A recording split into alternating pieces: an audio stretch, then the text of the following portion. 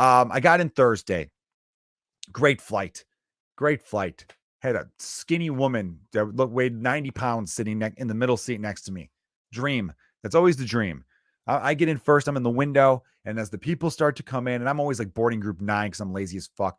And as the people are walking down that plane aisle, everyone's been here. This is even just like a man thing.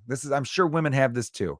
You start to make eyes with the people who are coming your way, and you start to think to yourself, fuck, please, not that one. Not that one. Oh man, sorry, not that one.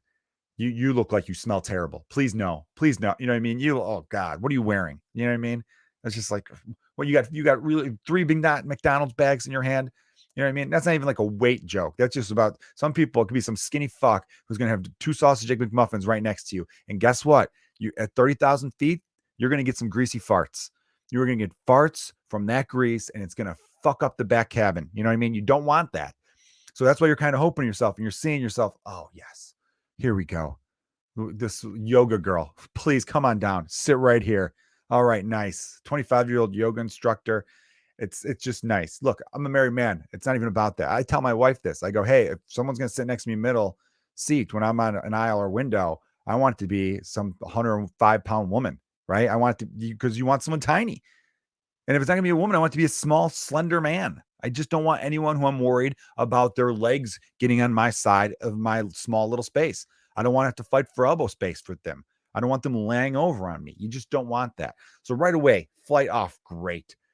I read about 90 pages of this awesome book. I'm reading a Jack Reacher book, and it's kicking ass so far. When it's done, I'll tell you about it. I'm really excited to keep reading it. I'm about 80 more pages. I think I'm done. And then I land at LaGuardia. Here's where New York fucked up. They don't really have a train that goes directly out of LaGuardia anywhere. You have to take buses. I was too exhausted to take buses. So I'm like, what's the Uber going to cost me to get into Brooklyn from here? $50. Okay, that part sucks, but whatever. Worth it. Let's go. Meet up with my buddy, Amy Shanker. Shout out to Amy Shanker. You're amazing. Let me crash over at her place. It's awesome. Guys, guess what I did on Thursday? I smoked a lot of weed. I did. Because Joe was stressed the fuck out all week because I was thinking about ticket sales. I was thinking about how I got to get this hour exactly right. You know what I mean? There was a lot at stake. There was more at stake for this one than any of the other 3. So I'm like, I'm going to hit this pipe or whatever she had, bowl. I don't know the terms for weed stuff. She did explain a bong to me because later that night she was smoking out of a bong. And I'm like, what do I got to do? Like, you suck in, then you hold this part in, then you light, then you let this part bubble, then you switch your hands to this. And I'm like, that's fucking dumb. No way. It should not be more than a 3-step process to get high. Give me the bowl. Because the bowl, right? The only thing with the bowl is you got to hit as you light. Otherwise, you could burn your thumb. I used to do that back when I was an idiot, when I would just light it, not realizing you're supposed to suck in real hard as you light it. And dude, that stuff is so good. Being high is fun. I missed it. I have not been high since I became a dad. And not that I don't think you could do both.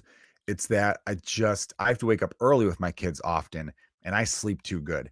So if I'm getting stoned the night before, my fear was like when my sons relied on me to get them out of their cribs. Now they don't rely on me. Thankfully, my 5-year-old's in a bed and my 3-year-old's in like a toddler bed, they call it. Anyhow, I was afraid that I'd be so dead asleep that they would be like crying for me and I wouldn't be able to hear them because I always would sleep amazing on nights I got high. But now I'm thinking I got to incorporate some sort of way to smoke a little. I got to figure out a way to either increase my tolerance a little bit, because right now my tolerance is weak, or just know just the right amount. Just be like, just like a little quick little, and be good to rock, because I felt very calm all day Thursday.